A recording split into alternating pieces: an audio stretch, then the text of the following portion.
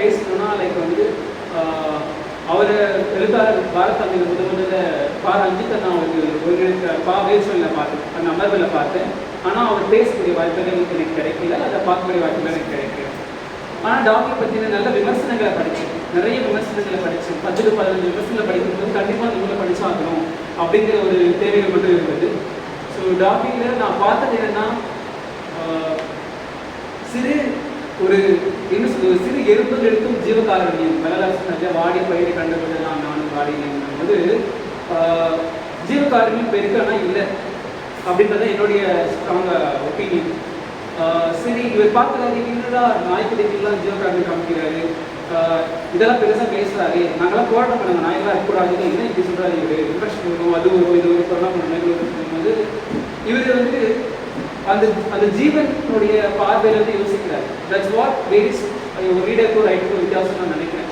அது வந்து நினைக்கலாம், டாக்டர் சொல்லியிருப்பாரு, ஒரு ரயில் வந்து பயணிகளை வீதி கொண்டு மலைப்பாங்க வீதி கொண்டு போவதை கூட வீதி கொண்டு போவதுனால நாய் கடித்து எடுத்துட்டு அந்த ரயிலை. இதை படிக்கும் போதே எனக்கு ஒரு புரிதல், நம்ம அதை வந்து யோசிக்கவே இல்லை, நம்மளுடைய செல்ஃப்ல தான் யோசிக்கிறத தவிர்த்து அவங்களை பார்த்து நம்ம யோசிக்கவே இல்லை. அதுவும் ஒரு ஜீவன், ஒரு வாயிலா ஜீவன் தானே அப்படின்ற மாதிரியான தோட்டங்கள் வந்தோடனே மரணத்தை சுமந்தால் இருந்து வந்தோம். அது கவிதை வாசிக்கிறேன், இன்னும் இவர் தலைப்பு வச்சுருக்காரு, மரணத்தை சுமந்தல் இருப்பா என்ன அப்படின்னா, யார் கொடுத்த தண்டனைக்கோ அது வந்து எந்த நாட்டு அதிபர்கிட்டயோ போய் எந்த பதிலும் கேட்கணுன்ற மாதிரி சொல்லியிருப்பாரு அந்த மரணத்தை சுமந்தல் இருந்தது. இதெல்லாம் தான் எழுத்தாளருடைய ஜீவகாரியத்தை என்னுள்ள பிடிச்சது, எழுத்தாளர் எனக்கு சிறப்பாக காட்டினது. முக்கியமாக நான் பட்ட வழியை இப்போ பாடல் கூட சொன்னார், சமூகமும் சமத்துவமும் சீர்நிலையும் தர வேண்டும் நாடு அப்படின்ற மாதிரி தான் சொன்னார். அதுக்காக தான் போராடிட்டு இருக்கும்னு நினைக்கிறேன். நான் பண்ற வழியை என்னை விட இன்னொருத்தம் உயர்வாக சொல்லிட முடியாது. என்னுடைய இனம், என்னுடைய குலம் பண்ற வழியை என்ன காட்டிலும் தெளிவாக சொல்லிட முடியாது. அப்படிப்பட்ட இலக்கியத்தில் இல்லை வாழ்வாதாரத்தில் அடிப்படையாக இருக்கிறவங்களை இந்த சமூகம் எப்படி பிற்படுத்துது அப்படிங்கிறது அவர் தொடர்ந்து கதைகள் மூலமாக கதை மூலம் சொல்லும்போது எங்களுக்கு அதனுடைய ஒரு தெளிவு கிடைக்கிறதுன்னு தான் நான் பார்க்குறேன். இன்னமும் எங்கள் ஊர்களில் சில குறிப்பிட்ட கேஸ் அது சொல்லக்கூடாதுன்னு நான் நினைக்கிறேன். பட் ஸ்டில் இருந்தாலுமே கொட்டாங்குச்சியில் தண்ணி கொடுக்குற வழக்கம் உண்டு.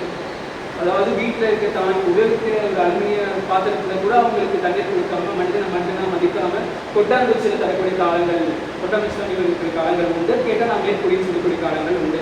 முதலாளியும் உங்கள் சொல்லிட்டீங்க, அந்த மாதிரி பட்டார வழக்கில் சொல்லக்கூடிய காலங்கள் உண்டு. ஸோ இதனால பார்க்கும்போது இதில் மனம் வருத்தம் உண்டு. ஒரு கிணத்தை புதைக்க போகிறோம், அதை வெட்டியாக படைக்கிறாங்க, கடைசியில் ஒரு பஞ்சாயத்து மாதிரி போய் காரியம் போய்ட்டு நிற்கிறாங்க. அவங்க இது ஒரு தப்பு செஞ்ச மாதிரி கைகட்டி நிற்கிறான். அந்த வரைக்கும் வேலை செஞ்சது பணத்தை எல்லாம் பண்ணது அவன், ப்ரே பண்ணது அவன். ஆனால் அவன் ஏன் கையெழுத்து நிற்கணும்? 10 ரூபாய்க்கு ஒரு டீ பிடிக்கிற காசு வந்து அவன் கையெழுத்து நிற்கணும். அது என்னமோ இவங்க பெரிய நாட்டாட்டமாக பேசுகிறாங்க, பெரிய அடிமைப்படுத்துற மாதிரி பேசுகிறாங்க. இதெல்லாம் எனக்கு பிடிக்கல. மனிதனாக பாதிக்கணும், சமம், எல்லாரும் சமம் இங்கே அப்படின்ற மாதிரி தான். ஸோ இந்த கொள்கையில் நான் இருந்ததுனால இது எடுத்தாலும் எனக்கு ரொம்ப கிடைச்சது. அது ஆகிய வாட்சி அதுக்கான விமர்சனம் கொடுத்தாச்சு. கொடியுரிமை பார்க்கும்பொழுது சைலஜா அம்மா வந்து இந்த வருட உதய கண்காட்சிக்கு வந்து கொடுத்துருந்தாங்க. இது என்னோட லிஸ்ட்டில் இருந்துச்சு. பட் ஸ்டில் இது நான் தேடி போகும்போது எனக்கு கிடைக்கல, இந்த அரங்கேறில் கிடைக்கல, நான் தேடி வச்சுக்கணும் கிடைக்கல. அதுக்கப்புறம் தான் வாங்கி படிக்கப்பட்டேன். இந்த தலைப்பு பார்க்கும்போது, இந்த எருமையை பார்க்கும்போது எனக்கு ஜீவகாரணம் தான் தெரிஞ்சது. என்னவா இருக்கும் ஒரு எருமை, கொடி எருமைன்னு வச்சுருக்காரு, என்னவா இருக்கும், படிப்படுத்தக்கூடிய எருமை பற்றி பேசப்படாதா அப்படின்ற மாதிரியான கேள்வி எனக்குடைய இதுதான் இந்த புத்தகத்தை நான் வாங்கினேன். இந்த புத்தகத்துடைய அட்டை வடிவம் வந்து ரத்தம் கருத்து சிவந்து இந்த நிறம் வந்து எனக்கு ரொம்ப பிடிச்சது. அதுக்கெல்லாம் இந்த புத்தகத்தை நான் வாங்கி படித்தேன் நான் சொல்லுவேன். ஸோ இதுதான் எனக்கான எழுத்தாளர்களுக்கான அறிமுகமாக எனக்கு கிடைச்சது. தொடர்ந்து படிக்கையில் நிறைய விஷயங்கள், அதாவது கதையாகவும் கற்பனையாகவும் சும்மா பேருக்கு நான் புத்தகம் எழுதுகிறேன், கதை எழுதுறது இல்லாமல் நான் கண்ட மனிதர்களை, என் வாழ்வியல், என் கண் முன்னே நிகழ்த்தப்பட்டவைகளை, நிகழ்ந்த கொடுக்கங்களை நான் சொல்லாமல் யார் சொல்ல முடியும்? ஒரு கதாபாத்திரம் இறந்தும் வாழும்னா அது நான் சொல்ற கதைகள் இருக்கு.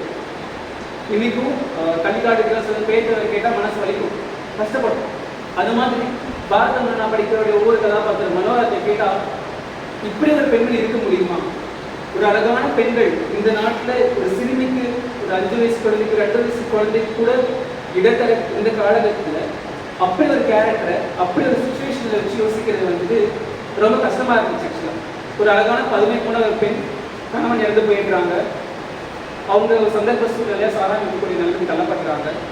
அதில் அவங்க சக்ஸஸ்ஃபுல்லாக இருந்தாலும் சமுதாயம் எப்படி பார்க்கும்? நல்வேலை செய்தாலே சமுதாயம் சேர்க்கிற நிலையில அந்த ஒரு சுச்சுவேஷன் அந்த பெண்ணுக்கு என்ன கொடுமைகள் ஏற்படும். சாராயம் இல்லாத போது தன்னிடம் தவறாக நடந்துக்கிட்ட அந்த 5 பேரை சாராயத்தை ரசிச்சு கொள்ற அந்த பெண்மணியை வந்து பார்க்கும்போது எனக்கு it was pride for me, like ரொம்ப ப்ரௌடாக இருந்துச்சு. இப்படிலாம் ஒரு பொண்ணு இருப்பாங்களா? ஒரு ஆட்டக்காரியத்தை பொண்ணு தான் வந்துட்டு தன்னுடைய வேலை காரணமாக பிள்ளையை வளர்க்க முடியாது, பெண் பிள்ளையை ஆட்டக்காரியாக இருந்தால் சமூகத்தில் என்னென்ன நடக்கும்ன்றதை நம்ம பார்த்துருக்கோம், அதை கேள்விப்பட்டிருக்கோம். அப்படி இருக்கும்போது இந்த பிள்ளைங்க தான் வளர்க்கணும் அப்படின்னு சொல்லிட்டு அதே மனோரத்தை இங்கே கொடுத்துட்டு போகும்போது அந்த தாய்மொழி வழி அந்த பெண் எப்படி பிழைக்கிறா, அந்த பெண்ணை மனோரத்தை எப்படி பார்க்குறா, அந்த பார்த்த பின்ன கடைசியில் மனோரத்தை இறந்து போகும்போது பங்காளிக்கு சொத்துக்காக சண்டை போடும்போது அவள் அருவா எடுத்து நான் தான் புதைப்பேன், பெண்களுக்கான உரிமை உண்டு அப்படின்னு சொல்லிட்டு எல்லா நிலையிலும் பெண்களுக்கான சீர்கேடு அவலங்கள் அவர்களுக்கான உரிமைகள் அப்படின்னு பேசும்பொழுது இந்த கதை எனக்கு தனித்துவமாக படும். பெண்கள் பார்வையில் பெண்ணியம் பேசக்கூடிய பார்வையில் பார்த்தோம்னா இந்த கதை எனக்கு சிறப்பாக படும். ஹர்ஸ்டோரிஸ்க்காக ரெக்கமெண்ட் பண்ணியிருந்தேன் ஆக்சுவலி. ஸோ மனோரத்தை மாதிரி ஒரு கோல் கேரக்டர் வந்து எல்லா வீட்டிலும் பெண்கள் இருக்கணும் அப்படின்னு நான் நினைக்கிறேன். ஆண்களை கண்டு பயப்படாமல், சமுதாய சீர்கேடுகளை கண்டு பயப்படாமல், உடல் பாகத்தை கண்டு பயப்படாமல், தான் ஒரு பெண் தன்னை அடிமைப்படுத்துகிறாங்க, தன்னை நிலக்களை வைக்கிறாங்க, வேலை செய்கிற இடத்துல பிரச்சனை, அங்கே பிரச்சனை, இங்கே பிரச்சனை அப்படின்னு சொல்கிற பெண்களுக்கு மனோரத்தை வந்து சிறந்த கதாபாத்திரம் ஒரு முன்னோதாரணமாக இருக்கும்னு நான் நினைக்கிறேன். அதை நான் ஒரு குறிப்பை எடுத்து வச்சிருந்தேன்.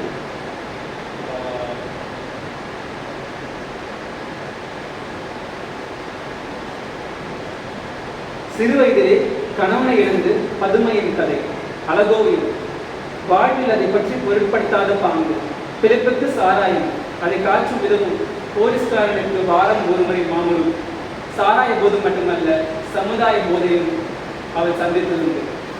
சாராயம் விற்பவர் இலக்காரம் தானே, சீண்டுவார்கள் தானே. சாராயத்தில் விஷம் வச்சு சொர்க்கத்தை காட்டின மகராசி, சாராயத்தில் விஷம் வச்சு சொர்க்கத்தை காட்டின மகராசி. ஆட்டக்காரி குழப்புக்கு ஆக மாட்டான்னு விட்டு போனான். ஆட்டக்காரி பெட்டப்பத குழப்புக்கு ஆக மாட்டான்னு விட்டு போனா. அப்படிப்பட்ட உறவு தான் சரளா. அவளுக்கு ஊர் திருவிழாவுக்கு ஆட்டக்காரியா வந்தவ திருவிழா முடிஞ்சு போகாம இவகிட்ட என் குழப்புக்கு இந்த கைக்குள்ள சரிவராகன்னு ஆட்டக்காரி விட்டுட்டு போயிட்டான். எவ்வளவு கஷ்டத்துலையும் பொட்டப்பிள்ளைய கைவிடலை. ஆட்டா விட்டு போன பொட்டப்பிள்ளைய கைவிடலை. பெற்றதுக்கு அப்புறம் சொத்துக்காக பங்காளிங்க கொல்லி ஆம்பளைங்க தான் வைப்பாங்கன்னு சொல்லும்போது நான் வச்சா எங்க ஆத்தா கட்டா வேவாதான்னு கேட்ட ஆள், நான் வச்சா எங்க ஆத்தா கட்டா வேவாதான்னு கேட்ட ஆள். கொடுவா இழுத்துட்டு வம்பாடு பட்டு வளர்த்தது வீண் போல, கொடுவா இழுத்துட்டு வம்பாடு பட்டு வளர்த்தது வீண் போல. எல்லோரும் தலைக்கு ஊர் சனம்னு வாய் பேசு, எல்லோரும் துணைக்கு ஊர் சனம், எந்த ஊர் சனமும் வாய் பேசு. அவளோட ஒத்த வயதுல ஒருத்தி ஓடி வரா, பெற்று விட்டு போயிட்டா, அம்மா கிட்ட அந்த பிள்ளைய எடுத்துட்டு போயிட்டா. சிதறு கேட்டு அந்த ஆட்டுக்காரி ஓடி வரா, யாருக்கு தெரியல, விசாரிச்சதுல ஏதோ ஒரு ஊர் ஆட்டுக்காரி சொல்றாங்க, பத்தாவது சரோட அம்மா. கடைசியா சொல்ற ஒரு வார்த்தை, அவரோட ஒத்த வயதுலேயே ஒருத்தி கடைசியா கண்ணத்தோட கண்ணை உரசி முத்தமிட்டு என் குலசாமியோன்னு கத்துனவ யாருன்னு விசாரிச்சதில்ல, வெளியூர் ஆட்டக்காரனால சொல்லுவாங்க. இந்த கதையை படிச்சுட்டு என்னால் இந்த புத்தகத்தை தூக்கி வைக்க முடியும். அடுத்து என்ன இருக்கு, அதுக்கு அடுத்து 11 தலைப்புகள் என்ன இருக்கு. இவ்வளோ ஒரு சென்சிட்டிவான எடுத்து ஒரு ஷார்ட் அடிச்சுட்டு 6 அடிச்சுட்டு அடுத்த பாலுக்கு நான் பார்க்கறது இல்லையா. ஸோ என்ன இருக்கும் அப்படின்ற மாதிரி தான் எனக்கு தோணுச்சு. அப்படியே போகிறேன். ஒரு நாள் டிஎஸ்பி இதை கொஞ்சம் ஷார்ட்டாக முடிச்சுக்கிறேன், ஏன்னா நேரம் கருதி நம்ம திருப்பி. வட்டார வழக்குக்கு பேர் போன கதை தான் இந்த வட்டார வழக்குக்கு பேர் போன இந்த கதை. இந்த கதையில கிழவிகளோட வட்டார வழக்குலாம் அவ்வளோ அழகாக இருக்கும். அதை நான் பிடிச்சி வைக்கிறதுனால நீங்கள் படிச்சு புரிஞ்சுக்கோங்க. ஆனால் வட்டார வழக்கு இந்த கதையில வந்து ரொம்ப மெருகூட்டப்பட்டிருக்கும்னு நான் நினைக்கிறேன். அது கிடையாத ஒரு வரிகளாக அத்திய சொல்லு முதல்ல கருப்பா இருந்தாவே இந்த ஊர்ல கண்டவனுக்கு பிறந்தவங்க சும்மா விடுறதில்லை. அத்தைய சொல்லு முதல்ல கருப்பா இருந்தாவே இந்த ஊர்ல கண்டவனுக்கு பிறந்தவங்க சும்மா விடுறதில்லை. அதுக்கே தண்ணி கிண்ணி ஊத்தாம தலைவிரி கோலமா நாலஞ்சு கிடத்துல போடுவோம். அதுக்கே தண்ணி கிண்ணி ஊத்தாம தலைவிரி கோலமா நாலஞ்சு கிடக்குதுங்க பொண்ணுங்க. வெள்ளத்தூர்னா கொட்டை நாய்க்கு நடி சுத்துற ஆம்பளை நாய் கணக்கா சுத்துவானுங்களையும் இருக்காரு. தெரியல எனக்கு இலக்கியத்தை சொல்லலாமான்னு சொல்லிட்டு, ஆனால் உண்மையை உரத்த சொல்லணுன்றது எனக்கு பேசாதவற்றை பேச வந்தேன் அப்படி பாதை சொல்லும் பொழுது இங்க எது மாத்தணுமோ அதுதான் பேசணும். அதுக்காக தான் நம்ம இத்தனை நேரம் செலவிட்டு நம்மளுடைய அன்றாடத்தை விட்டு நீங்க கூடியிருக்கும்னு நான் நினைக்கிறேன். ஸோ இந்த கதையும் நீங்க படிச்சு அந்த ஒரு நாள் பேஸ் பண்ணி தெரிஞ்சுக்கோங்க. முக்கியமா அந்த வட்டார வழக்குகளை உற்று நோக்கணும்னு கேட்டுக்கிறேன். உங்க வீட்டு ஆம்பளைக்காக இப்படி துடிக்கிறீங்களே, அதை டீசல் கேட்பாரு, சேலம் அடிக்கும் கேட்பாரு. உங்க வீட்டு ஆம்பளைக்காக இப்படி துடிக்கிறீங்களே, கேட்க நாஜியத்தை எஸ்சி போனுங்களே. உங்க வீட்டு ஆம்பளைக்காக இப்படி துடிக்கிறீங்களே, கேட்க நாஜியத்தை எஸ்சி போனுங்களே. ஒருத்தன் விடாம தூக்கிட்டு போய் தினம் நாசம் பண்றப்ப யாரு கையில பிடிக்கிறீங்க? உங்க வீட்டு ஆம்பளைகளுக்காக இப்படி துடிக்கிறீங்களே, கேட்க நாதியத்தை எஸ்சி பொண்ணுங்களை ஒருத்தன் விடாம தூக்கிட்டு போய் தினம் நாசம் பண்றப்ப யார் மேல பிடிக்கிட்டு இருக்கீங்க? இந்த கேள்வி ஒரு அடைச்சலா தெரியல. இப்ப கோவில் நடந்த சம்பவம், சேலம் நடக்கிறது, இதெல்லாம் சமுதாய வழி தெரியல. கேட்டு நாங்க வந்துட்டு எங்களுக்கு டைம் வேணும், அவகாசம் வேணும் நான் கேட்போம் இல்லையா?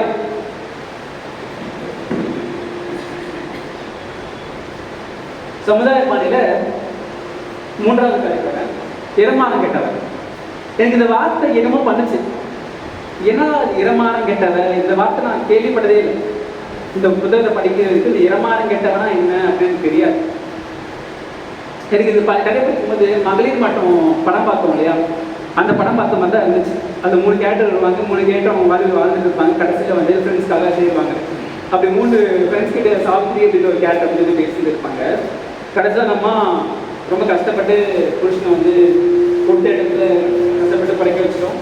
கொலைக்க வைக்கும்போது அந்த அம்மா வந்து கடைசியாக அந்த ஃப்ரெண்ட்ஸை பார்க்கணும்னு தான் ஆசைப்படும். அந்த 3 பேர் கூடணும்னு மட்டும் ஆசைப்படும். எங்கேயோ படித்து எங்கேயோ வளர்த்து யாருக்கோ வாசப்பட்டு எங்கேயோ ஒரு பொண்ணுங்களுடைய நிலைமையை வந்துட்டு அழகாக அந்த கண்ணை சொல்லியிருப்பாங்க. அந்த ஒத்த வரை எனக்கு ரொம்ப பிடிச்சிருந்துச்சு. ஏதோ ஒரு வருத்தம் இதுல மகவு பண்ண வேணும்னு ஆண்களுக்கு சுடுகாடு நிச்சயமாயிடுது. ஏதோ ஒரு வருத்தமும் இதுல மகவு பண்ண வேணும் ஆண்களுக்கு சுடுகாடு நிச்சயமாயிடுது. ஆண்களுக்கு பிறந்தவர் தான் சுடுகாடு, அது எந்த மாற்றம் கிடையாது. பொண்ணுவ போற இடத்துல புதைஞ்சு போறாங்க. பொண்ணுவ போற இடத்துல புதைஞ்சு போறாங்க. அவங்க அம்மா வீட்டுக்கு அங்கேயும் போய் யாருக்கோ வாங்கப்பட்டு ஏதோ ஒரு சுடுகாட்டுல அடக்கம் ஆகிறாங்க. ஸோ அதை சொல்லும் போது ஒரு வழி இருந்தது. இது நிதர்சனம் தானே. யாரா இருந்தாலும் இப்போ சொல்லல சியாங்காட்டு மண்ணு, இது சியா மண்ணு அப்படின்னு சொல்றது உண்டு. அதாவது ஊர் வழக்கத்தில் போனால் எங்கள் தாத்தாவை போட்ட இடம், இது தாத்தா செட்டு அடக்கம் பண்ண இடம் சொல்லிட்டு ஆண்கள் பெருமையாக சொல்றது உண்டு. ஆனால் பெண்களுக்கு அந்த வாய்ப்பு கிடைக்கும்னாலும் கிடைக்காது. ஸோ அங்கேயும் எனக்கு தெரிஞ்சு பெண்மை உரிமைகள் கூறப்படுது அப்படின்ற மாதிரி தான் ஞாபகம் இருந்துச்சு. அதே மாதிரி ஒப்பாரி, ஒவ்வொரு பாடலையும் ஒப்பாரி வைக்கக்கூடியது. சாவித்திரி வந்து இந்த பாட்டு பேர். ஸோ இந்த கதையில் வந்து சாவித்திரி எப்படி இருந்தாங்களோ அது மாதிரி இந்த பாட்டு இருந்தாங்க. கடைசியாக இறந்தும் போயிட்டாங்க. ஆக்சுவலாக இது ரொம்ப சீக்கிரான கதை. அந்த ஒப்பாரி வந்து கடைசியில் ஃப்ரெண்டு பார்க்க வரும்போது அது சொல்கிற அந்த கடைசி லைன் வந்து எனக்கு ரொம்ப அழுக வந்துச்சு. ஸோ அதை படிக்கும் போதே எனக்கு பாட்டு கற்றுக்கிறேன். எப்படி பேர் படித்த கதை ஞாபகம் வருவாரோ, கஷ்டப்பட்டு அவங்க விவசாயம் பண்ணுற ஞாபகம் வருமோ, அந்த மாதிரி இந்த கதை படிக்கும் போது எனக்கு எங்கள் பாட்டி சாவித்திரி ஞாபகம் வந்தாங்க. சம்பம் பேர சொல்லும் சம்சாரினி சாவித்திரி, சம்பம் பேர சொல்லும் சம்சாரினி சாவித்திரி, சின்ன கண்ணு வளப்ப சொல்லும் சீமக்காரினி சாவித்திரி, சின்ன கண்ணு வளப்ப சொல்லும் சீமக்காரினி சாவித்திரி. எந்த ஊரு நீ பிறந்த, எந்த ஊரு நீ பிறந்த, எம்மா யாருக்கு தான் மறந்துருச்சு. அதாவது பொட்டப்படிக்க பிறந்த ஊருட மறந்துடுறாங்க மற்றவங்க. சொந்த ஊரு இந்த ஊரா சொல்லி சொல்கிறவன் ஏறி போட்ட, சொந்த ஊரு இந்த ஊருன்னு சொல்லி சொல்கிறவன் ஏறி போட்ட. கூட பிறந்தவ எங்கம்மா குழியில வந்து படுப்பதில்லை, கூட பிறந்தவ எங்கம்மா குழியில வந்து படுப்பதில்லை. கட்டுனவன் தாலியத்தான் கடைசியா நீ கரட்டு தந்துவிட்ட, கட்டுனவன் தாலியத்தான் கடைசியா நீ தந்துவிட்ட. யாரை நம்பி எங்க போற, யாரை நம்பி எங்க போற, எங்கம்மா நீ திரும்பி வராத பயணத்துல, யாரை நம்பி எங்க போற, எங்கம்மா நீ திரும்பி வராத பயணத்துல. மக்கோ பிரியவில்லை நீ மனம் போல வாழவில்லை, மக்கோ பிரியவில்லை நீ மனம் போல வாழவில்லை. இந்த கும்பப்பட்ட ஊருக்குள்ள உன்னை கூப்பிடத்தான் யாரும் இல்லை, இந்த கும்பப்பட்ட ஊருக்குள்ள உன்னை கூப்பிடத்தான் யாரும் இல்லை.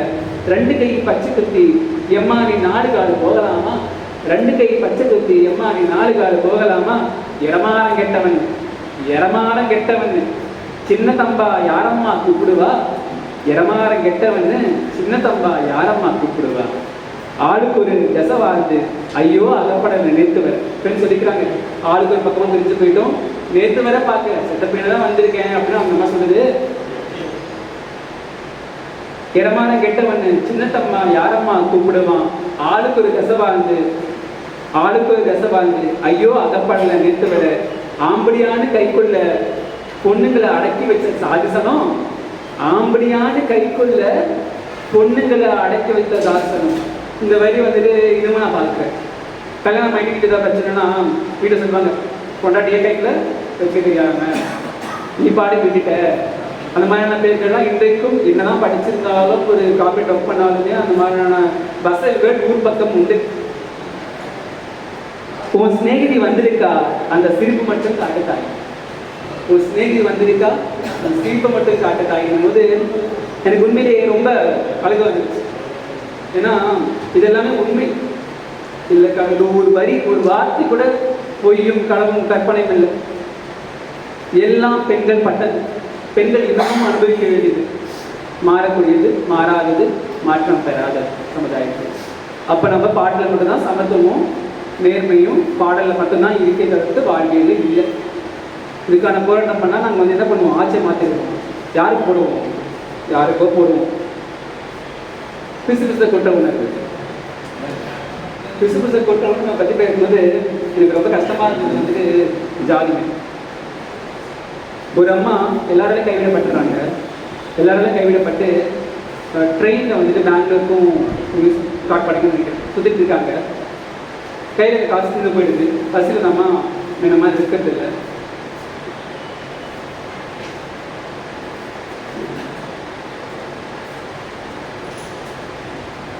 பஸ்ஸில் இந்த மாதிரி அவங்க இருக்கிறது இல்லை.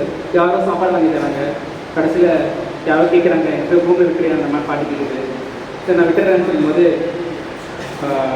போய் விட்டுறாங்க. அப்போ வந்துட்டு எனக்கு வந்து ஒரு தனி தட்டு வாங்கி கொடுத்துட்டு சாப்பிட்றதுக்கு நாங்கள் ஜாதியில் முதலியார் அப்படின்ற மாதிரி சொல்லுவாங்கன்னு நினைக்கிறேன். நாங்கள் வந்து நம்ம மேல் ஜாதி, நான் மற்றவங்ககிட்ட மற்றவங்க பழக்கம் பண்ண மாட்டேன், மற்றவங்க எதை யூஸ் பண்ணால் யூஸ் பண்ண மாட்டேன், ஸோ எனக்கு தனியாக வாங்கி கொடுத்துருவேன். அது கதையாக சொல்கிறாங்க. அந்த அம்மா வந்து அக்கா வீட்டுக்கு போகுமா, அக்கா தங்கச்சி தெரியல, தங்கச்சி வீட்டுக்கு போகுமா, அக்கா வீட்டுக்கு போகுமா. பசங்க கூட கடைசியில் நம்பர் நிறைய பேர் நம்பர் எழுதி கொடுப்பாங்களாம்.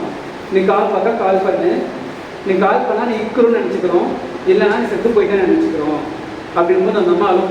எங்கள் வீட்டில் எனக்கு பிள்ளை இல்லை, எங்கள் வீட்டிலேருந்து அவங்க எப்படிலாம் பார்த்தாரு, அவங்களே எப்படிலாம் பார்த்தாரு சொல்லிங்க, கடைசியில் சொல்லிட்டான்னு சொல்லிட்டு கடைசியில் அந்த உதவி பண்ணவருக்கு திட்டுக்கிறோம். அவங்க நண்பர்கிட்ட இருந்து, பார்த்தியா எவ்வளோ ஒரு கொழுப்பு இருந்தால் ஜாதி இன்னும் தூக்கி பிடிச்சிட்டு இருக்கு, அவங்கள விட்டவங்கள அவங்க சொந்தக்காரங்க தான், அவங்க ஜாதிக்காரங்க தான், ஆனால் இன்னமும் ஜாதியை தூக்கி பிடிச்சிருக்கு பார்த்தியா, இதை விட்டுட்டு அப்படியே இது அப்படியே போகட்டும், இது பட வேண்டியது தான் அப்படின்போது அங்கேயும் ஒரு இது வருது. என்னதான் பட்டாலும் மனுஷன் இல்லையா, பசிக்கும் இல்லையா, அவருக்கு நல்லது பண்ணுறது கடமை இல்லையா அப்படின்னு சொல்லுவார். பாட்டி தப்பா எடுத்துக்காத, நீ சொன்ன நாங்கள் ஜாதியில் உன்னோட கீழானவங்க தான், அந்த பாட்டி சொல்கிறாரு, நாங்கள் ஜாதியில் உன்னோட கீழானவங்க தான் என்பது பாட்டி ஆரம்பிச்சு. பாட்டிக்கிறது குறுகுறுத்து கிறிஸ்துவத்தை கொண்டு வந்தார். சாரி, அது வந்து அவர் குற்றம் வாசல் பாட்டி அழ ஆரம்பிச்சோம். அதுக்கப்புறம் அந்த பையன் எழுதி கொடுத்த நம்பர் தூக்கி போட்டு ஐயா உங்கள் நம்பர் எழுதி.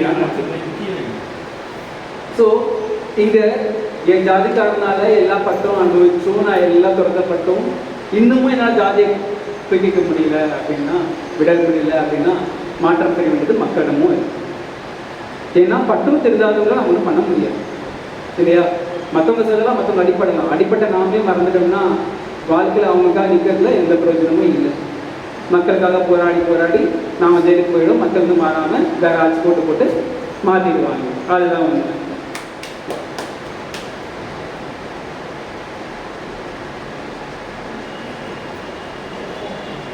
இது நான் டாக்டர் முன்னாடி கடாரியில் படித்தேன்னு நினைக்கிறேன்.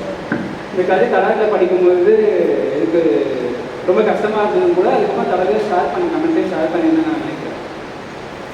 அதுக்கப்புறம் முதல் ஷிஃப்ட் கதையை வந்துட்டு நான் வரும்போது கேட்டேன். ஆனால் முதல் ஷிஃப்ட் கதை அதாவது நீங்கள் என்ன ஒர்க் பண்ணுறீங்கன்னு ஃபஸ்ட் நான் கேட்டேன். அவருடைய ஒர்க் எனக்கு தெரியாது, எழுத்தாளர் தான் தெரியும்.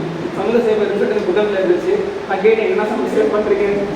நான் ரிசல்ட் தான் பண்ண முடியுமா பார்க்குறோம் அப்படின்னு மாதிரி கேட்கும்போது இதுக்கு நான் பேசி பண்ணிட்டு இருக்கேன் அப்படிங்கும்போது, சரி நான் அந்த முதல் ஷிஃப்ட் கதை கேட்கும்போது நான் ஒர்க் பண்ணிட்டேன் என்ஜிஓவில். ஸோ சைல்ட் கேர் நான் தான் பார்த்துட்டு இருந்தேன். அப்படின்னு இருக்கும்போது வீட்டு கடத்தப்பட்ட குழந்தைகள் இல்லை பெண்கள் அவங்களுக்கு ஏற்படக்கூடிய பிரச்சனைகளை வந்து முதல் ஷிஃப்ட் பேசுது. அப்படிப்பட்ட ஒரு பெண்ணோடைய கதை தான் வந்து பேசுது. அதாவது பெண்கள் வந்துட்டு எப்பெல்லாம் யூஸ் பண்ணப்படுறாங்க, அப்படி நடுத்தர விட்டப்பட்ட பெண்களை வந்து இந்த சமுதாயம் இப்பெல்லாம் சீர்கெடுக்குது. அதில் வந்து ஒரு கேரக்டர் வந்து பேசிட்டு இருக்கும், கேட்டால் அப்பான்னு சொல்லும். அதுக்கப்புறம் அதுக்கப்புறம் ஒரு 3-4 லாங்குவேஜ் பேசி கடைசியில் அப்பாலேருந்து ஓடி போவான். கடைசியில் அந்த பொண்ணு ரிப்பீட்டடாக ஒரு நம்பர்ஸ் மட்டும் சொல்லிகிட்டே இருக்கும். அந்த நம்பர்ஸ்லாம் பார்த்தீங்கன்னா யாரோட ஃபோன் நம்பர்ஸ், அந்த பொண்ணு அப்யூஸ் பண்ண முடியாத ஃபோன் நம்பர்ஸ் எல்லாம் ரிப்பீட்டடாக சொல்லிட்டு இருக்கும். கடைசியில் அந்த பொண்ணை என்கொயரி பண்ண இன்ஸ்பெக்டர் வந்து நான் பார்த்துக்கிறேன்னு சொல்லுவாங்க. அது வந்து யாரோ ஒரு இன்ஸ்பெக்டரோட நம்பர் சொல்ல உடனே அந்த உள்ள அவங்களுக்கு கேட்டல் கம்யூனிகேஷன் ஆகிட்டு இல்லை நான் பார்த்துக்கணும்னு சொல்லி கடைசியில் இந்த பொண்ணு மேலே தப்பு சொல்லி அனுப்பிச்சிருவாங்க. ஸோ இதில் நான் பார்த்தது வந்து பெண்ணுக்கு பெண்ணாக முறை, அதாவது ஆண்கள் ஒரு சில ஆண்கள் தவறு பண்ணுற ஆண்களை காட்டிக்கும், உதவி பண்ண போகிற ஆண்களை தவறாக வழிநடத்தக்கூடியதும் பெண்கள் தான். பெண்களுக்கு பெண்கள் தான் முரணாக இருக்காங்க. சில சமுதாய சிச்சுவேஷன்ஸ் நான் சொல்கிறேன். அந்த மாதிரி நினச்சிருந்தா குழந்தைக்கு வாங்கி கொடுத்துருக்கலாம். ஆனால் அவங்க டிபார்ட்மெண்ட் ஆள் அப்படிங்கிறதுனால சொல்லி அவங்க வந்து அந்த ரீதியை வந்து புறக்கணிச்சு கொடுக்கலாம், அந்த பொண்ணு தப்பு செஞ்சுருக்கலாம். அப்படி தான் பல பேரோட வாழ்க்கைங்க பந்தாடப்படுது அப்படின்னு நான் நினைக்கும்போது இந்த முதல் வழியாக இருந்துச்சு. நான் அதுக்கப்புறம் இது வந்துட்டு ஒரு A20 பண்ணி இதுக்கு அப்லோட் பண்ணலாம் எனக்கு தோணுச்சு. A20 பண்ணி எனக்கு A20 யூஸ் போகுது, அதுக்கு போய் நம்ம சேனல் அப்லோட் பண்ணலாம், நமக்கு லாபம் மாதிரி இருக்கும், இந்த வீடியோ ரீச் ஆன மாதிரி இருக்கும், அட்லீஸ்ட் அது ஹெல்ப்லைன் நம்பராவது எப்போ தெரிஞ்ச மாதிரி இருக்கும். அப்போ நான் ட்ரை பண்ணேன். போதும் நிறைய எடிபின் கனெக்ட் ஆகலை, அதனால அது பண்ண முடியல. அப்போ எனக்கு ரொம்ப பிடிச்சது நறுமுகங்க. இப்போ தாங்க கொஞ்சம் சும்மா இளைஞர்கள் இருக்கிற மாதிரி ஐயா வந்திருக்காரு எழுத்து நடையில. ஜாதி பிரச்சனை, சமூக பிரச்சனை, சீட்டு பிரச்சனைலாம் பேசிட்டு நறுமுகைன்னு வந்தோடனே கடை பேர் நல்லா இருப்பா. என் தங்கச்சி பொண்ணுடைய கிளாஸ் பேர். சரி கேட்போம் என்னதான் இருக்குன்னு பார்த்தா அந்த பொண்ணு வந்து ஒரு ஸ்காலர், ஒரு காலேஜுக்கு வராங்க, ஒரு நார்மல் பையன் வந்து படிக்க வரான். அந்த பையனுக்கும் அந்த பொண்ணுக்கும் ஏற்படுத்தக்கூடிய கனெக்ஷன் என்னென்ன அப்படின்ற மாதிரி தான் இந்த கதையில். முக்கியமாக இவர் நிறைய புத்தகங்களோட பேர் மென்ஷன் பண்ணியிருக்காரு. எனக்கு the rainbow, D.H. Lawrence, the thing around your neck, Chimamanda, Ngozi, Adichie, இந்த பேரே படிக்க வரல, இன்னும் படிக்க வரல. நான் ஆக்சுவலாக இதை கூகுள் பண்ணி அந்த ஆத்தர் யார் பார்த்தா ஆஃப்ரிக்கன் ஆத்தர் தான் சொல்லாங்க. இங்கிலீஷ்லாம் படிக்க வராங்க. The colour purple, in search of mother gardens, uncle's Tom cabin, the second sex, maybe you should talk to someone அப்படின்ற மாதிரி புத்தகோடைய குறிப்புலாம் எனக்கு கிடைச்சிது. இதெல்லாம் வந்து நான் வாங்கிக்கிற தேடிங்கிறது நான் இப்போ என் கை கிடைக்கல. பெரும்பாலும் ஆண்கள் ஈர்க்கப்படுவது பெண்களின் அழகியல் தோற்றம் என்று உள்பார்ப்பு என்கிறார். நான் நினச்சிருந்த பெண்களுடைய அழகியல் தோற்றம் வெளி தோற்றத்தை கண்டு தான் ஆண்கள் மனசு வாங்கிடுவாங்க அப்படின்றது என்னுடைய ஒரு +2 ஒரு டிகிரி ஸ்டார்டிங் ஸ்டேஜஸோடைய என்ட்ரி. பட் இப்போ வந்து நான் பார்க்கும்போது பெண்கள் அறிவார்கள், பெண்கள் அறிவு சார்ந்தவர். நம்ம நினைக்கிறோம் பெண்களுடைய எக்ஸ்டர்னல் அப்பியரன்ஸ், உடல் தோற்றம், இல்லை அவங்க பண்ணுற அந்த காஸ்மெட்டிக்ஸ் இதெல்லாம் வந்துட்டு அழகு நம்ம நினச்சிக்கிறோம். ஆனால் அதை தாண்டி சில பெண்கள் இல்லை, பல பெண்கள் அழகானவர்கள், பல பெண்கள் அறிவானவர்கள். அவர்களிடம் இருக்கக்கூடிய ஆழ்மை திறன் பல ஆண்களுக்கு கிடையாது. ஒரு கார்பரேட்டில் ஒரு சக பெண்களுக்கு ஒர்க் பண்ணுற ஒரு எம்ப்ளாயாக சொல்கிறேன், எனக்கு தெரியும் என்னுடைய பொட்டன்ஷியல் எவ்வளோ, என்னை விட 6 வயசு சின்ன பொண்ணோட பொட்டன்ஷியல் எவ்வளோன்னு சொல்லிட்டு ஜென்சி ஜென்ரேஷன் சொல்லுவாங்க, அதுமாதிரி எனக்கு தெரியாது. பட் ஸ்டில் ஒரு பெண்களுக்கு ஒரு ஆண்மை கொடுத்தா எப்படி இருக்கும்? இன்றைக்கும் சமுதாயத்தை வந்து ஜெயலலிதா ஆண்ட மாதிரியான ஆட்சி இன்றைக்கு ஒரு நடிகரால் காலப்பட முடியவில்லை. இன்றைக்கும் அதுக்கு மனதில் நிறைய இருக்காங்க. நிறைய பெண்கள் எங்கேயோ இருக்க வேண்டியவங்க, அறிவாலும் சரி, அழகாலும் சரி, எல்லாத்தாலும் சரி. அப்படிப்பட்ட அப்படின்னா நம்பிக்கை கேரக்டர் நான் பார்க்குறேன். நறுமுகை அப்படின்றது வந்துட்டு அந்த கதை வந்து ஒரு கிளர்ச்சியாக கருதாக இருக்கும். நான் நீங்கள் வந்து படிச்சுட்டு இருந்துக்கோங்க வந்து சொல்கிறதுக்கு அதில் எந்த மாநிலம் சமுதாயத்தை ஏற்பட போதெல்லாம் சமுதாயத்தில் நிகழ்ந்துக்கக்கூடிய ஒரு தான். ஸோ நான் பெருசாக எடுத்துக்கலாம். ஆனால் குறிப்பிடப்பட்ட இங்கிலீஷ் புக்ஸ் வந்து தயவு செஞ்சு நான் படிச்சுட்டு என்ன சொல்கிறேன் கிடைக்குன்னு சொல்லிட்டு, ஏன்னா எனக்கு அது தெரியாது.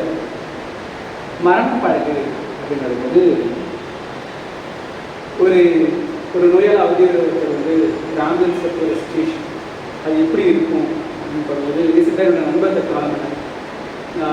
அதுக்கு ஒரு 6 மாதம் முன்னாடி என் நண்பர்கள் காலமானார். அவருடைய இறப்புக்கு தான் நானும் இப்போ இறந்து போன நண்பரும் சேர்ந்து போயிட்டு அந்த செஞ்சுட்டு வந்தோம். ஆனால் அன்ஃபார்ச்சுனேட்லி இவர் ஒரு 6 மாதத்துக்கு பின்னாடி இறந்து போவார் நான் நினச்சி பார்க்குறேன்.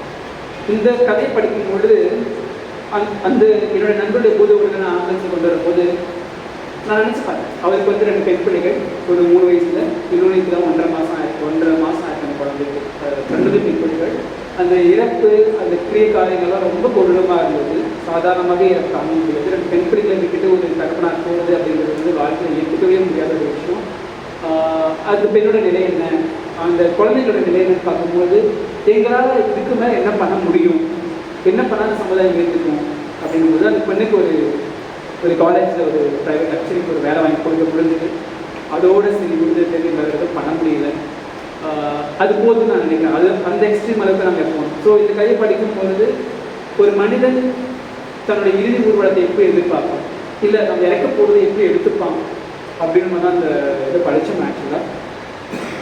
அப்போது அந்த ஆம்புலன்ஸை போகும்போது அவர் நினைக்கிறார் நான் பக்கத்துலாம் ஃப்ரெண்டு வீட்டுக்கு இப்போ பார்த்துக்கலாம். அது ஆக்சுவலி அவருடைய அந்த தருவாயிலும் அவர் நினைவுகள் அப்போலாம் இருக்குமா அப்படின்னும்போது அது உண்மையிலேயே எனக்கு கொஞ்சம் இந்த மரணம் படத்தை வந்துட்டு என்னால் ஏற்றுக்க முடியாத ஒரு விஷயமாக தான் எனக்கு இருந்தது.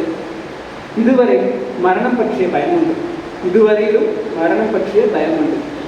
இறந்த நண்பனின் முகம் இரவில் கனவில் வெளிப்படும் போதெல்லாம், இறந்த நண்பனின் முகம் இரவில் கனவில் வெளிப்படும் போதெல்லாம் மரணம் பற்றி கொள்ளும். ஏன்னா கூடவே இருப்பான், எல்லாம் இன்ட்ரெஸ்ட் கூடவே இருப்பான் நீ வந்து பெருசாக இன்வால்வ் ஆகாது அப்படின்னு சொல்லுவாங்க அந்த மரண காலத்தில். ஆனால் விட்டுட்டு போகணும்னு நான் நினைப்பேன். தன்னுடைய உடல் சதவீதமாக தான் வரும்போதெல்லாம் தானை எதிர்நோக்கிட்டு என்னென்ன பண்ணலாம் அப்படின்னு எதிர்பார்த்துக்கூடிய ஒரு நண்பன் இருக்கும் பொழுது அவன் இல்லாதது வந்து ஏற்றுக்க முடியல. ஒவ்வொரு நிமிடமும் நேற்று கூட அவங்களுக்கு அவங்க பார்த்துட்டு வந்து அந்த வீடு கடையிலேருந்து போய் அது ஒரு மாதிரி நல்லாவே இல்லை ஆக்சுவலாக. ஸோ அது என்னால் அவனுடைய இறப்பையை ஏற்றுக்க முடியும் போது என்னுடைய இறப்பை நான் எப்படி அணுகுவேன்னு நினச்சா கொஞ்சம் பயமாக இருக்குது. ஸோ மரணம் பழகு அப்படிங்கிறது வந்துட்டு நான் யாருக்கும் சொல்ல மாட்டாங்கன்னு நான் நினைக்கிறேன். அந்த ஸ்டேஜ் ஆஃப் 99 கூட அடுத்த நிமிஷம் பார்க்கறதுக்கு ரெடி யாரும் சொல்ல மாட்டாங்கன்னு நான் நினைக்கிறேன். துர்மரணங்கள் வந்து பார்க்கவே ரொம்பவே கஷ்டமான விஷயம் இருக்குது. இப்படிலாம் மரணங்கள் யாருக்கும் வந்துடக்கூடாதுன்னு தான் தினமும் நடந்துட்டு வேண்டிக்கணும். ஸோ அதான் மரண பழக்கம் வந்து என்னால் ஏற்க முடியாத ஒரு விஷயம். நீங்கள் குறை சொல்ல சொன்னீங்க, இது குறையாக நான் சொல்லலை, இது வந்து என்னுடைய வெளிப்பாடாக நான் சொல்கிறேன். மரணம் பழகு எழுத்தாளர்களை வந்து தயவுசெய்து என்னுடைய கண்ணோட்டத்தில் வந்து எழுத்தாளர்கள் நான் புகழ்வது கிடையாது. நீங்கள் புதுமை பெற்றதை கொண்டாடுங்க. எனக்கு செல்லமால தவிர்த்து புதுமை பெற்ற கலைகள் 1 பேர் இருக்குது. எனக்கு மனசார எனக்கு வந்து அவ்வளவா விருப்புணர்வு அப்படின்னு தான் நான் நினைப்பேன். ஸோ எழுத்துக்கள் பேசப்படணும், எழுத்தாளர்களை தாண்டி குறைகள் சொல்லப்படும். கம்பனையே வழக்காடு மன்றம் வச்சு நாங்கள் தப்பு சொன்ன ஆளுங்க இல்லையா, கம்மையை அப்படி பண்ணாரு அப்படி பண்ணாரு அப்படின் போது ஒரு வாசகனுக்கு எழுத்தாளருடைய தவறுகளை காட்டிலும் தான் பட்ட விஷயங்களை எடுத்துரைப்பது அதுக்கான உரிமை இருக்குன்னு நான் நினைக்கிறேன். அப்படி பார்க்கையில மரணம் படம் வந்து எனக்கு கஷ்டமாக எடுக்க முடியாத ஒரு விஷயமா தான் இருந்தது.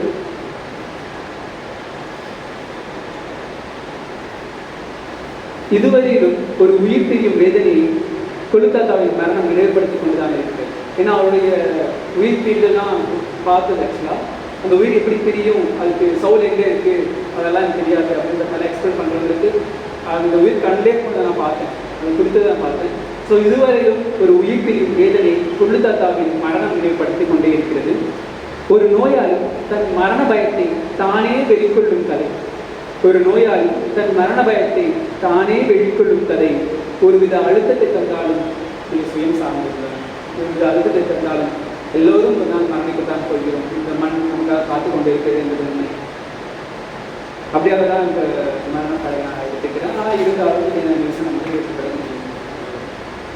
பைபிள் பேச இந்த புஷ்பு புடுகட்டு சொல்லியிருக்காரு, எனக்கு புடுகட்டு சொல்ல மாட்டேன். அந்த தேவக்காரன் இருக்குது கேட்குறீங்களா? சாரி, முடிவு கட் பண்ணிருக்கலாம். Okay fine. புஷ் பூனைக்கடின்னு சொல்லியிருப்பாங்க. அதாவது பூனைக்கொட்டிக்கும் ஒரு ஜெவக்காரன், அதாவது ஒட்டர்கள் வந்துட்டு அதை பிடிச்சிட்டு போயிடுவாங்க. அதில் எவ்வளோ கறி தேரும், ஒரு பூனையில் போய் எவ்வளோ கறி தேர்ந்துட போகுது அப்படின்ற மாதிரி எனக்கு தெரியல. ஒரு வெயிட்டாக வளர்க்கும், நான் மனசு சாப்பிடாதவன், ஸோ எனக்கு அது தெரியாதுன்னா அந்த வரிகள் தான் எத்துணை நம்பிக்கை, அந்த வரிகள் தான் எத்துணை நம்பிக்கை. அந்த புஷ்குட்டியின் அன்பும் அதில் இல்லாமல் போனது. அந்த வரிகள் தான் எத்தனை நம்பிக்கை, அந்த புஷ்குட்டியின் அன்பும் அதில் இல்லாமல் போனதும் ஒரு வித மன பாதிப்பை தான் தந்தது. எனக்கு வந்து அது இல்லாமல் போனது, அவங்க ரிட்டன் வந்து பார்க்கும்போது அந்த புஷ்குட்டி இல்லாதது, அவங்க படுற வேதனை, இதெல்லாம் பார்க்கும்போது ரொம்ப கஷ்டமாக தான் இருந்துச்சு ஆக்சுவலி. அது இருந்திருக்கலாம். ஒட்டர்களிடம் தப்பித்து பிழைக்கும் அந்த வாயிலா ஜீவனின் பாடுகள் எத்தனை நாளும் ஒரு வகையிலும் பாண்டியனை போடும் அப்படின்ற மாதிரி தோணுச்சு. ஒவ்வொரு நாளும் ஒட்டர்கள் தப்பிச்சு பிழைக்கிற அந்த பூனையோட வாழ்க்கை, ஒவ்வொரு நாளும் எங்கே நான் வளர்த்த பூனை ஒட்டருக்கு சிக்கிடுமோன்னு அவன் பண்ற பாடும் எனக்கு சிங்காச்சு. எனக்கு தெரியல வந்துட்டு நம்ம செல்லப்பணியில் வளர்க்கலாமான்னு சொல்லிட்டு, பட் இருந்தாலும் லைக் இதெல்லாம் பார்க்கும் பொழுது எனக்கு சில சமயம் வளர்க்கலாம் அப்படின்றது தான் எனக்கு தோணக்கூடிய உண்மையாக இருக்குது. ஏன்னா மனுஷனாக ஆக்கிறவங்க கூட சில சமயம் செல்ல பிராணிகள் தான் அப்படின்னு நான் நினைக்கிறேன். அடுத்தது கொடியெருமை, இந்த புத்தகத்துடைய தலையாய அட்டைப்படத்துடைய இந்த அட்டைப்படத்தை வடிவமைத்து எங்களுக்கு வந்துட்டு வம்சி பதிப்பகம்னு சொல்லியிருந்தீங்க இல்லையா, வம்சி பதிப்பகம். இதை பார்க்கும் பொழுதே எனக்கு ஒரு, நான் சொன்ன மாதிரி ஒரு பயம் இருந்தது. ஜீவகாரன் பேசக்கூடிய ஒருத்தர் இருமையோட தலையை முகமாக வச்சுட்டாரு அப்படின்னா அந்த கதை எதை பேசும் அப்படின்னு தான் பார்த்தேன். புத்தகத்தின் தலைப்பான இந்த கதை சற்றே வடாக்காடு மண்ணின் வழக்கம் என்பதை இருக்கு. ஏன்னா எங்கள் ஊரில் முனிப்பணிக்கு மண்டையை பண்ணாலுமே இவரது கதைகளில் சொல்லக்கூடிய எல்லா ஆசிரியரும் அப்படியே இருக்கிறட்டாகும் ஊரில் போய் அந்த பொடி போடுவாங்க, அந்த பொடியில் சாப்பாடை தூக்கி போடுவாங்க, ரத்தமும் சந்தைகளும் பிணைக்குவாங்க. அதை பார்க்கும்போது ரொம்ப கஷ்டமாக இருந்தாலுமே இவர் இந்த வடாக்காடை சைடில் அது வழக்கம் போல தொண்டு தொட்ட மரபு, தோப்பா சொன்ன மாதிரி தொண்டு தொட்ட மரபு அப்படின்ற மாதிரி தான் எனக்கு தோணும். மேபி வடாக்காடில் இலக்கியம் பேசக்கூடியவர்கள் இது டிரான்ஸ்லேட் பண்ணக்கூடியவங்க இந்த விரிவாக எடுக்காமல் எனக்கு தெரியல. என்ற பன்றுக்கறி பற்றி அவர்கிட்ட பேசுதான் அந்த இலக்கிய வட்டத்தில் பேசணும், தமிழுக்கு அவர் பேசணும்னு நினைக்கிறார். பேர் பண்ணுறது கவிப்பித்தனுடைய பன்றிக்கிறாக பார்த்து விடணும். பெரும்பாலும் பலி கொடுத்த நம்பிக்கையற்றவன் தான். எனக்கு பலி கொடுத்தல் நம்பிக்கை நம்மள மாதிரி அது ஒரு ஜீவன் அப்படின்னு தான் என்னுடைய யோகமே. எல்லா ஜீவன்களையும் கடவுள் காக்கும் என்றால் அந்த பலி கொடுத்த கண்டியையும் காக்கும் கடமை. எல்லா ஜீவன்களையும் கடவுள் காக்கும் என்றால் அந்த பலி கொடுத்த கண்டியையும் காக்கும் கடமை தெய்வம் இழந்தது இங்குதான் அப்படின்னு சொல்லிட்டு, தெய்வம் இழந்தது இங்குதான் அப்படின்றத எங்க தோப்பா சொல்லியிருப்பார். சில மரபுகளை தொன்று தொட்டு பேசக்கூடிய மரபுகளை பேசும் பொழுது, சில கண்ணகிகள் தெய்வமாக்கப்படும் பொழுது, சில கொலைகள் தெய்வமாக்கப்படும் பொழுது தோப்பா சொல்லியிருந்திருப்பாரு, தெய்வம் இழந்தது இங்குதான் அப்படின்னு சொல்லியிருப்பாரு. அப்போ நான் கும்பிட்ட தெய்வம் எங்கே அப்படின்னு பார்த்தா அங்க தெய்வம் இழந்தது. தோப்பா அவர்களுடைய தெய்வம் என்பது ஒரு தலைப்பை ஞாபகம். எல்லா திருவிழாக்களும் தன் சாதிய பெருமை பேசும் பாகுபாடாகவே நான் உணர்கிறேன். இன்றைக்கும் ஊரில் 18 ஊர்சனம் செஞ்சால் ஒவ்வொருத்தர் ஒவ்வொரு குலம் கோத்திரம் அவங்க அந்த கீழ்சாதி மேல்சாதியை தெரிஞ்சு ஒவ்வொருத்தர் என்ன பண்ணணும் பண்ணக்கூடாதுன்ற பாகுபாடு கதைகள் இருக்கும். அதன்படி தான் எங்கள் ஊரில் நடக்குது. எனக்கு திடீர்னு மற்ற வடாக்காடு சைடில் அப்படி நடக்குதான்னு சொல்லிட்டு, கடையில் புத்தனை இவர்கள் அறிந்திருக்கவில்லை, கடையில் புத்தனை இவர்கள் அறிந்திருக்கவில்லை எனவும் இவர்களின் வசையையும் நிலையில்லா புத்தன் சகித்துக் கொள்வான், இவர்களின் வசையும் நிலையில்லா புத்தன், நான் நிலையில்லான்னு சொல்லும்போது அவரோட தலை வெட்டிடுறாங்க இல்லையா, ஸோ அதனால நிலையில்லா புத்தன் சகித்துக் கொள்வான் என்று இந்த பொழியர்மை சற்றே கவலை அடைந்தவனாக இருக்கின்றேன். இந்த பொழியை படிக்கும்போது எனக்கு என்னமோ தெரியல, எனக்கு புத்தம் தெரியாது, புத்தம் தெரியாது. நீங்கள் புத்தா பற்றி பேசினா எனக்கு சித்தாந்தங்கள் தெரியாது, யாரும் நான் புத்தத்தை பற்றி நான் படிச்சதில்லை, தம்மத்தை பற்றி படிச்சதில்லை. ஆனால் ஒரு புத்த விகாரத்தை கண்டா எனக்குள்ள ஒரு அது ஒரு ஈர்ப்புன்னு சொல்லலாமான்னு தெரியல. புத்த விகாரங்கள் மேலே எங்கே இருந்தாலும் அதை பார்க்கணுன்னு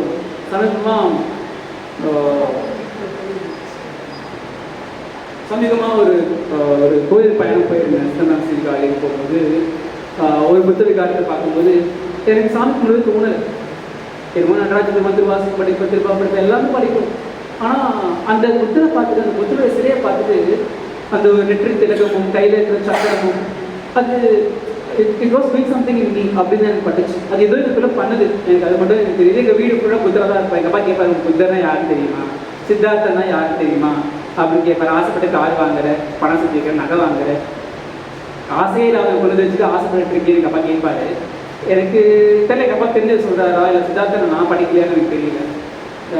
பட் ஆனால் புத்தர் மேலே ஏதோ ஒரு பற்று இருக்குது அப்படின்னும் போது இந்த கதையை கடைசியில் புத்தரை கூட டச் பண்ணும்போது எனக்கு கொஞ்சம் கஷ்டம் தான் அவர் இது பண்ணது. ஸோ அதனால எனக்கு கஷ்டத்தை தான் புத்தரை நான் முடித்தேன்.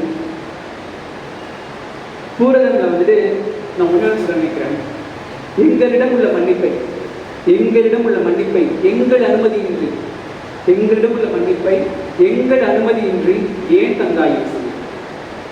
எங்களிடம் உள்ள மன்னிப்பை எங்கள் அனுமதியின்றி ஏன் தந்தாய் இயேசுவே? நீங்கள் கடவுள் தான், சகித்துக் கொள்ளக்கூடிய தன்மை உங்களுக்கு உண்டு, மனிதராக எங்களுக்கு கிடையாது. ஒரு கணத்தில் இருந்தால் மரக்கணத்தை காட்டுறதும் கொள்கையாக இருக்கலாம், ஆனால் பட்டவன் தான், அனுபவிச்சவன் தான். என்னால் மறக்கிறதும் மன்னிக்கிறதும் என் கை. ஸோ என்னோட அனுமதி என்று எங்களிடம் உள்ள மன்னிப்பை எங்கள் அனுமதியின்றி ஏன் தந்தாய் இயேசுவே? நான் உண்மையிலே சிஎஸ்ஐ போனாலும், ஒரு மண்டலத்துக்கு போனாலும், பாத்திமா சர்ச் போனாலும் எனக்குள்ள ஒரு நம்பிக்கை. டொன்பாஸ்கில் படித்தவன்றதுனால புதிய ஏற்பாடு கொடுத்தவரை வாங்கி வச்சுக்கேன். அது என்றைக்குமே அந்த ஒதுக்கல் கிடையாது. என்னை பொறுத்த வரைக்கும் வேதக்காரங்களான்னு சொல்லிட்டு படிச்சு இது சீல் படிக்கும் போது வேதக்காரங்கள் படிச்சிருக்கேன். ஸோ எனக்கு வந்திருக்கு அது ஒரு வேதாந்தம் நல்லது போதிக்கூடியது, அதுவும் உண்மை. அது வந்து மகாபாரத்தை காட்டி அது நான் வெளிப்படுத்துறது. ஆனால் சில சமயம் நான் முடிவு பண்ணணும், நான் பட்ட வழிகளை முடிவு பண்ணணும், அவனை மன்னிக்கணுமா மன்னிக்கக்கூடாதா அப்படின்றது.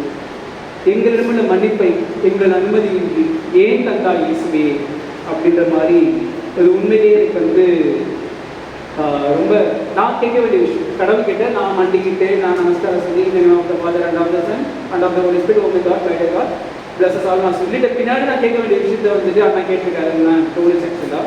ஏன்னா சில விஷயங்கள் யாரையும் மன்னிக்க முடியாது, மன்னிக்க கூடாது, மன்னிக்க தேவையில்லை. அப்படி மன்னிச்சு தான் இன்னைக்கு பாலியல் வன்கொடுமை பண்ண மன்னிச்சிச்சுன்னா இத்தனை நடந்துட்டு இருக்குன்னு நான் நினைக்கிறேன்.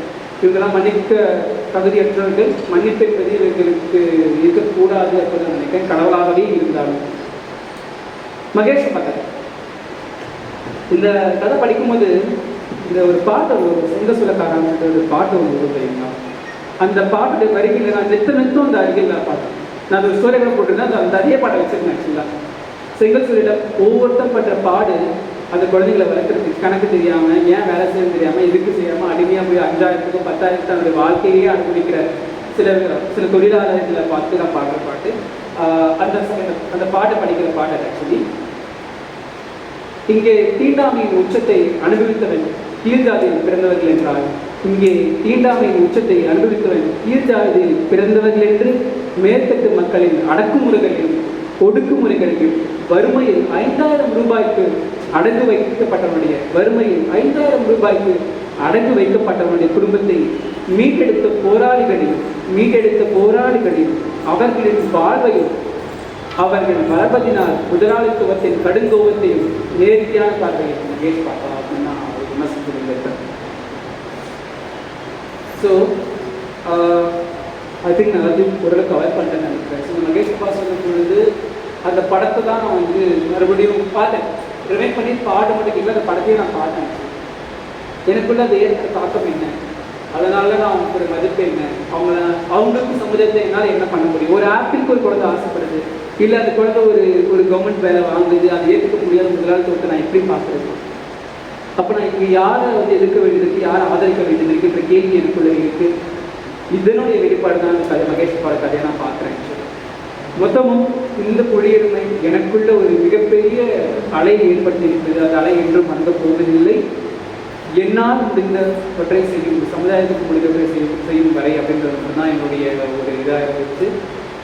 முடிஞ்ச அளவுக்கு இயன்றதை செய்வோம் இயலாதவர்களுக்கு அப்படிங்கிறது மட்டும்தான் இது வரைக்கும் நான் போட. ஸோ இந்த மாதிரியான எழுத்துக்கள் வரவேற்கப்பட வேண்டியது. இந்த மாதிரியான எழுத்தாளர்கள் வந்து இன்னும் எழுதணும், இன்னும் சமுதாயம் சீர்பெறணும், நாம் நினைக்கிறது இன்னும் நடக்கணும். அது தொலை தூரத்தில் இருந்தாலும் எல்லாரும் சேர்ந்து ஒன்றாக சேர்ந்து அச்சீவ் பண்ணணும்னு கேட்டுக்கிட்டு இந்த வாய்ப்பை எனக்கு கொடுத்த காஞ்சி இலக்கிய வட்டத்துக்கும் அருமை நண்பர்கள் அனைவரும் இந்நேரமும் அவர்கள் கேட்டு நான் நன்றி சொல்லி விடைபெறுகிறேன். நன்றி, வணக்கம்.